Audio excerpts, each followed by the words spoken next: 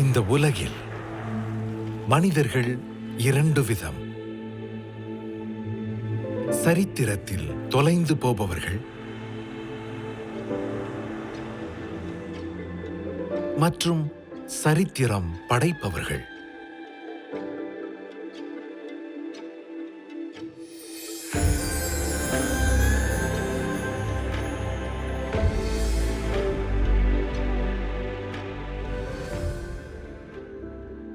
தென்னிந்தியாவின் சென்னை நகரில் எளிய குடும்பத்தில் இளைய மகளாக பிறந்தது ஒரு குழந்தை.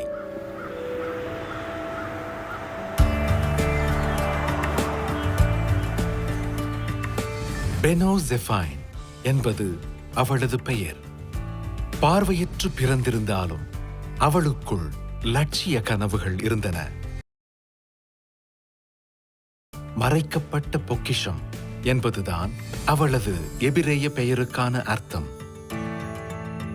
யார் வந்து கேட்டாலும் கண்ணு நல்லாது கண்ணு நல்லாதுன்னு சொல்லியிருந்தாங்க. மற்றவங்க யாருக்கும் எந்த குழந்தைங்க இருக்காது அது மாதிரி, அந்த மாதிரி பார்வை அது கண்ணு. ஒரு 7 மாதம் கழிச்சுட்டு தான் நான் ஹாஸ்பிட்டலும் கொண்டு போயிருந்தேன். அந்த கண்ணு பின்னாடி அந்த ரெட்டினா பொசிஷன் வந்து ஹாலோவாக இருக்குது. ப்ரெக்னெண்ட்டாக இருக்கிறப்போ 4th மந்த்லேருந்து 6th மந்த்துக்குள்ளே அந்த ஆர்கன் ஃபார்ம் ஆகும். அந்த சமயத்தில் அம்மாவுக்கு ரொம்ப உடம்பு சரியாத போனதால நான் கொஞ்சம் ஹெவி மெடிசன்ஸ் யூஸ் பண்ணணும். இந்த க்ரோத் ஆகாத காரணமே அதான் சொல்கிறாங்க.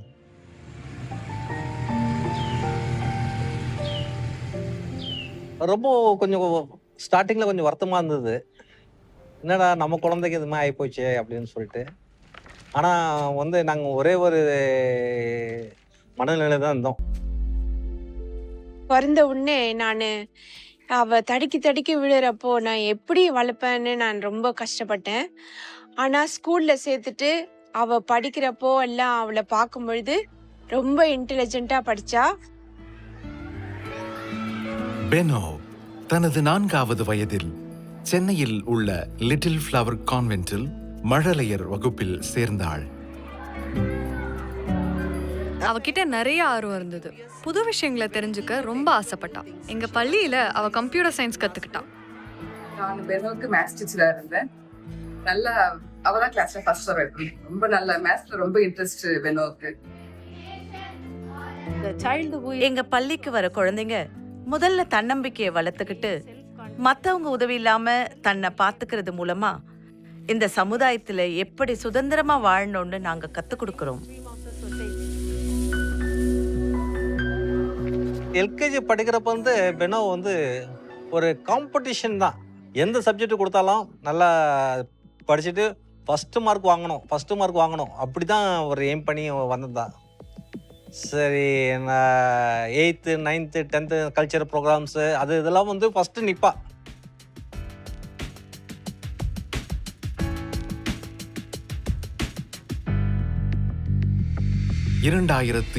ஆண்டு நியூயார்க் மற்றும் வாஷிங்டன் டிசியில் நடந்த சர்வதேச இளைய தலைவர்கள் மாநாட்டில் பங்கு கொள்ள பெனோ தன் 12ஆம் வகுப்பு முடித்த நிலையில் தேர்ந்தெடுக்கப்பட்டாள்.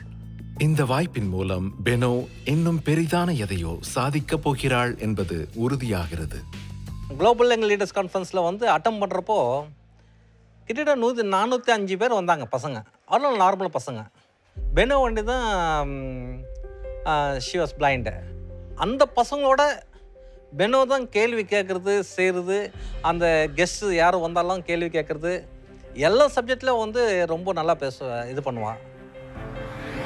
ஒரு எடுத்துக்காட்டா சொல்லணும்னா அவ இயல்பாவும் நேர்மையாவும் இருந்ததுனால மத்த மாணவிகளோட ஆதரவு அவளுக்கு நிறையவே இருந்தது. எப்பவும் எல்லாரும் அவளை சுத்தியே இருப்பாங்க. அவ எப்ப எதை சொன்னாலும் அதை அவங்க ஆதரிப்பாங்க. எப்ப அவளோட யோசனைகளையும் அடையாளங்களையும் மத்தவங்க ஏத்துக்க தொடங்கினாங்களோ அப்பவே அவளுக்குள்ள தலைமை தாங்குற தகுதி இருக்குன்னு நான் புரிஞ்சுக்கிட்டேன். very very self confident. அவ ரொம்ப தன்னம்பிக்கையோட இருந்தா. தொலைநோக்கு பார்வை இருந்துச்சு. தலைவனா இருக்கிறவனுக்கு முதல் தகுதியே தான் யாருன்னு தெரிஞ்சுக்கணும், தன் இலக்கு என்னன்னு தெரிஞ்சுக்கணும். தன் எதிர்காலத்தை பத்தி அவ எடுத்த முடிவு அவளுக்கு சமுதாயத்தின் மேலேயும் மக்கள் மேலேயும் உள்ள அக்கறையை காட்டுதுன்னு நினைக்கிறேன். பெனோ 10ஆம் வகுப்பு முடித்த போதே சிவில் சர்வீசஸ் போட்டித் தேர்வை எழுத வேண்டும் என்ற எண்ணம் அவளுக்குள் தோன்றியது. நீ எங்க இருந்தாலும் உனக்கான தனித்துவமும் தலைமை தாங்குற தகுதியும் உன்கிட்ட இருக்குன்னு எல்லாரும் சொல்லுவாங்க. விழிகளின் பார்வை இல்லை என்றாலும் தொலைநோக்கு பார்வை உண்டு. அது நான் இந்திய ஆட்சி பணியாளர் ஆக வேண்டும். இந்த வரிகள் தான் எனக்கான உத்வேகத்தையும் தூண்டுதலையும் கொடுத்துச்சு. சிவில் சர்வெண்டாக தேர்ச்சி பெறுவதென்பது இமயத்தை ஏற முயற்சிப்பதை போன்றது. அதில் வெற்றி பெற முழு கவனமும் மன உறுதியும் விடாமுயற்சியும் தேவை. யூனியன் பப்ளிக் சர்வீஸ் கமிஷன் அரசு ஊழியர்களை வேலைக்கு எடுக்கக்கூடிய சிவில் சர்வீசஸ் தேர்வு மூலமா 23 சேவைகளுக்கு அவங்க ஆள் எடுப்பாங்க. நம்ம நாட்டிலேயே ரொம்ப கௌரவமான மதிக்கப்படக்கூடிய சேவை இது. சிவில் சர்வீசஸ் என்பது இந்திய குடியரசின் நிரந்தர நிர்வாக அமைப்பாகும். 23 சேவைகளில் IAS இந்திய நிர்வாக சேவை, IFS இந்திய வெளியுறவு சேவை, IPS இந்திய போலீஸ் சேவைதான் முதுகெலும்பாக கருதப்படுகிறது. இது நாட்டின் இயக்கத்திற்கு தொடர்ச்சியையும் நடுநிலையையும் வழங்குகிறது.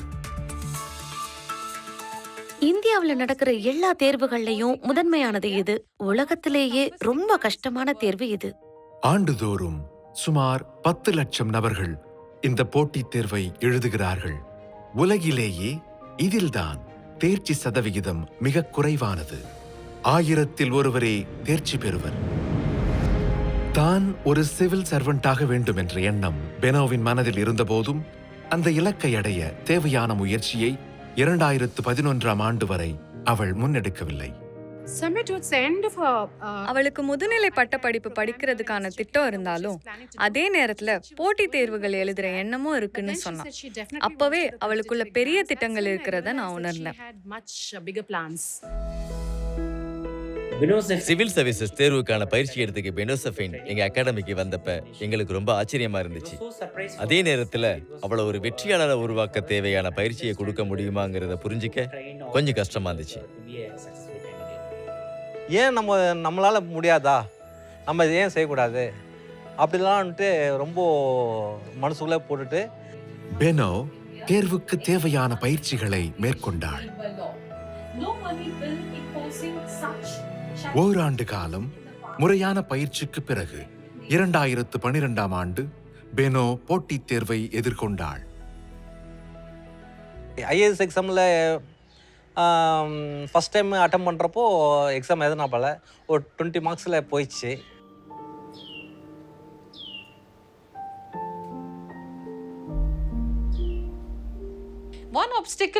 இப்ப நினைச்சு பார்த்தாலும் அப்ப எனக்கு தடையா இருந்தது சிவில் சர்வீஸ்க்கு தேவையான எந்த புத்தகமோ பிரெயில் வடிவிலையோ ஒளி வடிவிலையோ இல்ல.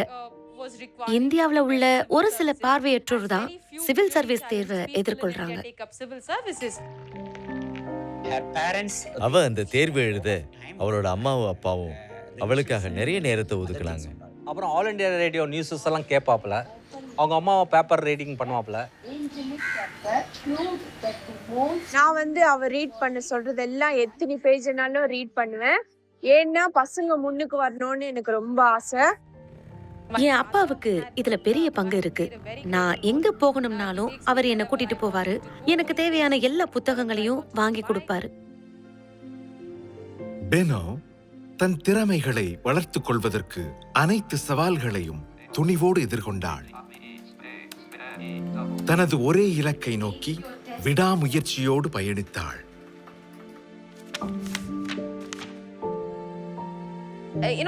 ஒருத்தர் வெற்றி அடையும் போது அவங்க அந்த இலக்கை அடைஞ்சதும் நான் எல்லாத்தையும் முடிச்சிட்டு என்ன சொல்லுவாங்க. ஆனா ஒருத்தர் தோல்வி அடையும் போது இன்னும் அவங்க முயற்சிகளை கடினமாக்கி அவங்க இலக்கை அடைய பார்ப்பாங்க. அது என் மனசுல ஆழமா பதிஞ்சதுனால, பெனோ நீ இப்படி இருக்க கூடாது, இது உன் குணம் இல்ல, நீ இது போல பல போட்டி தேர்வுகளை எழுதணும்னு என் உள் மனசு சொன்னுச்சு. நான் நிறைய போட்டி தேர்வுகள் எழுதினேன்.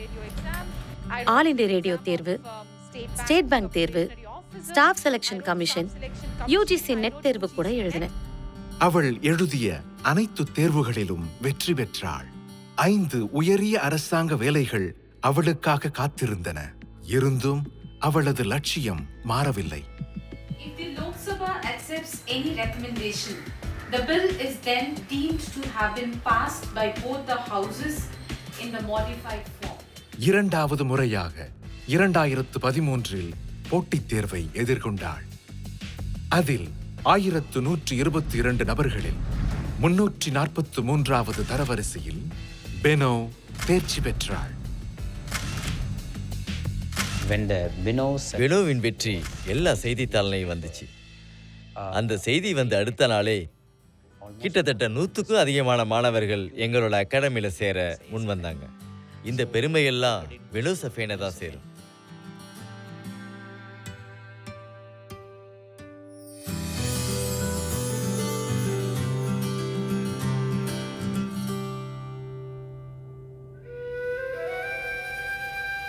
பெனோவின் வாழ்க்கையில் ஒவ்வொரு படியிலும் பல தடங்கல்கள் அவளுக்காக காத்திருந்தன.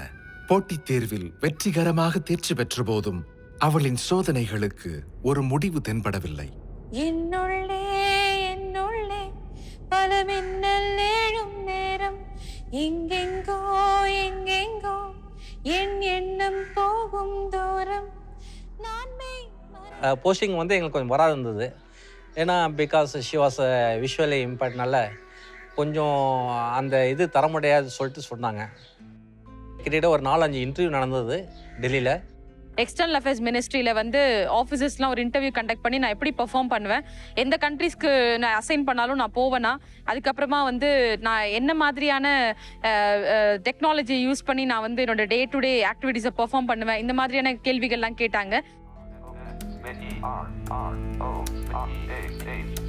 நார்மல் பீப்புளோட பெனோவனால என் பொண்ணுனால அல்ல முடியும் அப்படின்னு சொல்லிட்டு ப்ரூஃப் பண்ணோம்.